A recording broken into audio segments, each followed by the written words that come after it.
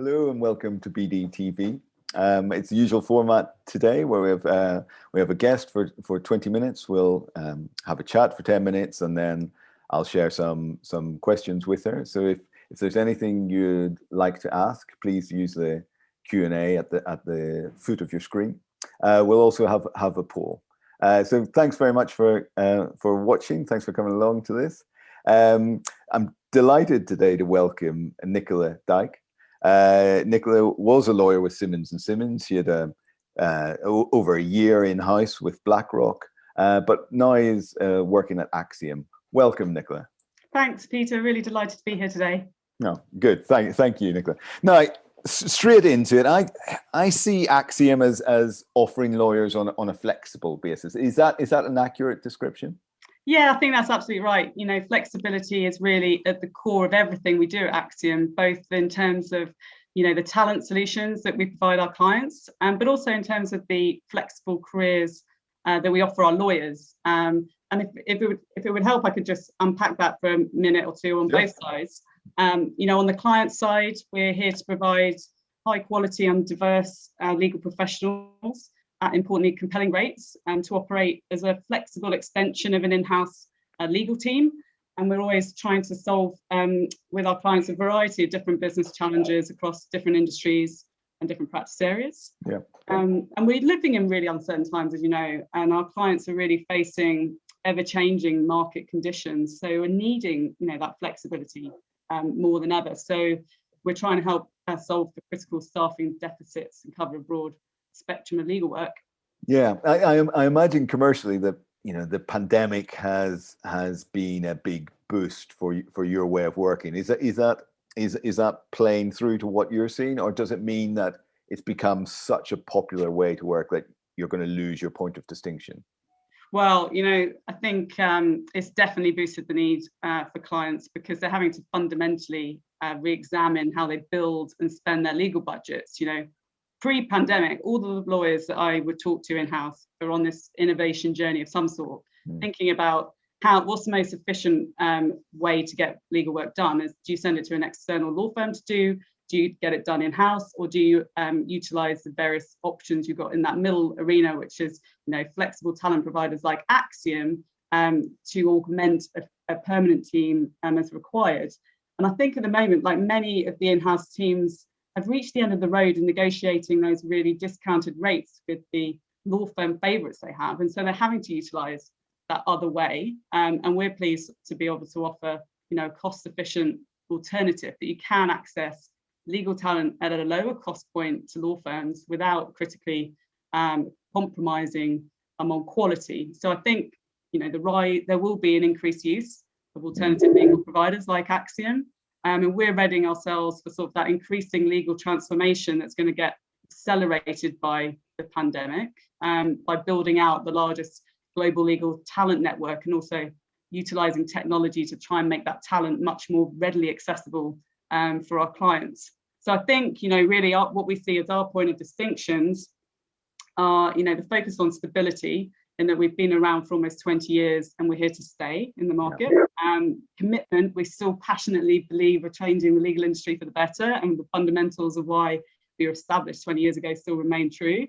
And also, you know, personalization, we're trying to be thoughtful about offering different career pathing options for our lawyers, and also making sure that we're matching the right talent to our clients' needs and delighting clients and lawyers along the way. So, you know, long before this pandemic, we'd set up a business, thankfully, that enabled lawyers to access interesting in-house careers on a remote working, flexible basis. So it's been quite easy for us to scale up our operations and present clients with greater options. Yeah, if we may return to that point later about that talent pool, if we may, but you know, like Junie Mitchell says, you know, you've seen the world from both sides now. You've been a lawyer, you had a long secondment in financial services, then you moved into BD. Does the fact that you've been in-house and you've been in private practice, does that help with the BD role? Because I know we'll have a couple of hundred BD leaders around the world watching this and interested to know. Does that help you connect? Definitely. I think, so probably the legal background first and foremost drives my day-to-day curiosity to find out what is keeping legal teams busy, and also my interest in trying to join the dots to work out where Axiom can add value. But it also, helps, having worked in private practice and in-house, to be able to put myself in the client's shoes and really try and see things from their perspective. And it also sort of, I'm always in awe of these in-house teams, of what they're doing day to day, because they're really on the front line trying to battle for budgets and resource, and always being asked to do, more with less. But going to the point about business development, the training that I received as a lawyer definitely helped in terms of the transition to the more commercially focused role that I do today. After all, the legal industry is that, it's a relationship business, and right from the point of joining a law firm, you're taught that. And I'd also probably say, being part of a company that provides a platform for lawyers to take different career paths is something I get quite excited about, because my own career in law has been far from linear. And I wish I'd sort of known as a much more junior lawyer that there was all these other options out there, and that you don't necessarily need to take like a clear direct route of either, traditional law firm or in-house. You can be a lawyer that then switches to business development, and then maybe back to being a lawyer one day, who knows? But there are definite options to people in the legal industry. No, that's interesting. I hadn't thought about that. That you took that less traditional route yourself. Of course, that fits well. Now, I'd like to talk, if we may, a little bit about that. The pros and cons of flexible workforce versus the big badge and that perceived safety that some people have in the big names. And we've actually created a poll which I'm going to share with people today. Sorry if you're watching this as a recording, you won't see this, but I'll very briefly outline what we're asking. And it's saying to the people who are live here today, what in your anonymous opinion is going to be the biggest factor shaping the flexible professional arena as we emerge from COVID? Is it actually no change as normal working conditions return? Is it going to be an appreciation of that large firm security for professionals? Will there be a renewed regard for established brands? Will there be a rise in flexibility driven by professionals themselves who are demanding that as a talent pool? Or finally, is there going to be a renewed desire for cost savings driven by clients? Just giving people who are online a moment to think about that. May I turn to you for your immediate view, Nicola, about what you think the big drivers are going to be as we emerge from lockdown and from this virtual economy into some sort of hybrid? I think it's definitely a point of inflection, and I think we're going to see a movement of talent and an increase of lawyers wanting to have flexibility in their careers going forwards. Before, perhaps there hadn't been the appreciation that you could access interesting work from your home office, but we've all realised in this last year that is absolutely possible. And there's been also a removal, I think, of remote on-site bias, that you need to have lawyers in present to be able to make a contribution. Yeah, well, actually, I'll just briefly share the results with you, if I may, and it's coming in very solidly in favor of what you're saying. A big rise in flexibility driven by professionals, and also that renewed desire for cost savings. So that would be the second one for sure. Yeah, no, that aligns very much with what I would expect to see based on conversations I've had lately. Yeah. So not that you're quite often interacting with quite a risk-averse bunch. I think it's fair to say you don't see any of that return to the safety of the large established legacy brands. How are you able to, or do you fit around that yourself as an offering? Well, you could say that the large brands don't necessarily offer that security anymore, and I think people, when you're faced with such uncertain times, people want to take a little bit more control. And the advantage of an Axiom career for a lawyer is that they're able to have that control over how and when they work. and they all opt in to the comments that we send them on. So they're able to choose the kind of clients they want to work with, and then shape the destiny and direction that their career is taking. And so I think there is an increasing appeal of that. Yeah, and clearly you're an evangelist for this flexible working. But if the gig economy's taken a bit of a bashing over the last 12 to 18 months, especially, is there a downside for a lawyer with 5 to 7 years experience moving to Axiom? Are they potentially missing out on that security of the long-term progression? I definitely don't think they're missing out on long-term progression, and I'll come on to why in a minute. But I do think sometimes lawyers around that PQE level are potentially more cautious about switching to a flexible career, because they're at that point in life where having continuous work is maybe a higher priority. But the irony is, that lawyers in that PQE level are the most in demand because they represent fantastic value for clients. They're experienced enough to be able to not really need too much hand-holding, and they're at that really attractive price point for clients. But in terms of the progression, lawyers are employed by Axiom when they come to us. They do have that progression, albeit it's going from secondment to secondment, not necessarily a direct line. And so the variety that of experience the lawyers are getting from being parachuted into different learning environments is huge. And clients also benefit from the different perspectives that those lawyers can bring when they're injected into different teams. Yeah. And I'd also say, like, on every client engagement, the lawyers are having to hone their soft skills, because they're having to adapt to different team cultures, different work styles, different risk tolerances of different organizations, as well as navigating the challenging internal stakeholder map within any team. So in some instances, that progression can be even faster by the more challenging nature of that presents. Yeah, I'm certainly not going to argue against the need and the benefit in lawyers developing those soft skills. That's absolutely our sweet spot around that communication, that emotional intelligence. May I move to the Q&A, please? Yes, absolutely. And a couple of questions have come in, and may I say to those of you online today, if there's anything else you'd like to add, please just click on the Q&A icon at the bottom, and I'm very happy to pose it to Nicola. But one thing that we've already got is and hopefully an easy one for you. How many lawyers around the globe do Axiom have at the moment? Well, an expected question, in that our scale, thankfully, is unmatched across the flexible legal talent providers. We've now got more than 5,800 lawyers worldwide within the Axiom network, representing highly credentialized, top caliber talent.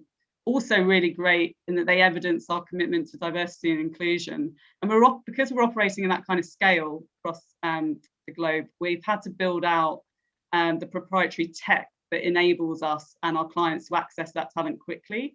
So there's the Axiom for Talent piece, which is where lawyers build their bios and tag themselves to the different areas of experience. And it's the portal through which we talk to them about different opportunities with clients. And then there's this bit that sits behind the scenes that is where we do our sophisticated matching of trying to find the right lawyer for the right client at the right time. And then the last component of it, which is really exciting, is the Axiom for Client piece, which is just launched this year, and it's going to be the portal through which clients can then see exactly the lawyers we have, all of their experience, when they're available, and then even flag, wanting to have a conversation with them for particular types of work that may be coming down the pipe. So the number, in terms of the number of lawyers we've actively got out working with clients, it varies very much week to week, and it's a big supply-demand management piece that's going on day to day. Each month, we're handling hundreds of new engagements with clients. What question actually that builds upon that, which has come in, and this mirrors my own understanding of Axiom's legacy. I remember the first time I really looked into you properly. I was delivering a case study about the rise of Axiom and how it had initially developed as an offering to financial services. Is that still the core of what you do, or has it gone beyond that? It's definitely gone beyond that. Corporate and industries, our team's huge, and one thing that really struck me when I joined Axiom in 2019 was the the quality of the client list. We're providing talents like eBay, Coca-Cola, BP, Dell, Shell, Pfizer, Credit Suisse, PayPal, like 4 out of 5 of the largest banks, 4 out of 5 of the largest tech companies in the world, and 5 out of 5 of the largest pharma. So that presents a really virtuous circle, because what ends up happening is that those kind of clients attract talent to us, and then we're able to expand that client list and the logos who we support, because those clients see the quality of the lawyers we have who've worked at other peer institutions. So it's definitely across a broad range of industries, not just financial services. And on the flip side, then you talk about attraction of talent. Have you more of an appeal to a certain demographic? I would say no, not now. Like, I think, we attract a really diverse lawyer population because there's such a multitude of different drivers that now impact any one lawyer's career choices. And we're trying to build out really flexible as well as professionally rewarding career paths for different segments of the legal community, recognizing there isn't one size fits all. And one thing I really love is the fact that many of our lawyers balance legal work alongside other interests, whether that's personal or work. There's the best story, I think, is the Californian derivatives lawyer who is an actor as well and has appeared in Oscar-winning films. Yeah. And then we've got a lawyer in the UK who's a fantastic commercial contracts lawyer who's also a vicar. And there's lawyers that do fashion design on the side. In fact, our website's got a whole blog just dedicated to the interesting life stories of the lawyers that make their way to Axiom. And so, some of our lawyers also like to switch around the intensity of the work that they have got on their plate for whether that's work or personal reasons. They can decide, do they want to be full-time this month, or do they want to dial it back to maybe hourly work? Consequently, I think that increased flexibility has meant, lawyers are coming to us at all levels of seniority, from the NQ and in some instances non-qualified, like paralegals and project managers, all the way up to XGCs. Yeah. I want to be more difficult and critical of what you're doing, but that certainly sounds attractive. Yeah. No, I mentioned earlier that a lot of the people who'll be watching this are leading the BD and the relationship management for the firms they work in across consulting, law, and finance.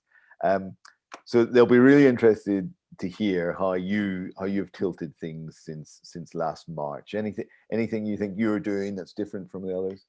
I don't know. I mean, who would have thought we'd be still here almost a year on? It's madness, isn't it? I think in the beginning, like many others, a year ago, we strove to take a really client-centric approach. So we really put the brakes on at the beginning in terms of the usual levels of client contact, giving everybody the space to prioritize the adjustment and obviously the safety and wellness. But now we're obviously in this new rhythm. And I feel very lucky to have been, and privileged to have been virtually invited into, the clients' homes of people I meet with day to day. And that, I think, breaks down barriers, doesn't it? And makes for an easier conversation. But with all the competing demands on time, and I'm always in awe of those that are juggling the homeschooling, meeting efficiency is definitely improved. And it's hard to see how, we're going to get a full return to the pounding of the pavements and the packing the day with coffee shop meets and high caffeination that was my life a year ago. And we've reached this, as I say, an inflection point where, the removal of on-site bias has opened clients' minds to the upsides of a remote workforce. And so, it's hard to see how we'll move back. And I think we've instead tried to share our learnings from recognizing some of these challenges about how do you bring in a team member on a remote basis and have successful integration. We've been doing that for years as our lawyers have been working on a remote basis. So we've been able to guide clients in terms of the factors that can help integration and make for a more successful onboarding. And we've facilitated peer-to-peer discussions by having sort of virtual roundtables where clients can come together and as leaders of in-house functions and really kick around these universal themes about how do you build a resilient team, how do you ensure successful onboarding remotely, how do you manage talent in a really cost-constrained time. And I think we're just trying to always find those ways of giving you know, the extra value without an ask from the client, and using that as a means to keep building those relationships and having a good conversation with clients. Yeah. Thanks, Nicola. Thank you for sharing that. The final question from me, and this is something we've asked everyone who's been on BD TV. What is it you're most looking forward to when we're back to some kind of normality? I think for me, I'm most looking forward to getting back into the spin studio, because whilst there's been a lot of, you know, you can see Joe Wicks on the YouTube, there's nothing that quite replaces the Saturday morning sweat with lots of other people on the bikes, and I don't think I would be able to ever do as hard a workout on my own as I do when I have that particular instructor in Richmond shouting at me. So that would be the thing I'm looking forward to most. Cool. Nicola, it's been an absolute pleasure to have you on. Thanks very much for talking so openly and sharing those thoughts with everyone. Thank you very much. No, absolute pleasure. Speak soon. Good afternoon. And you, take care of yourself. Bye for now. Bye.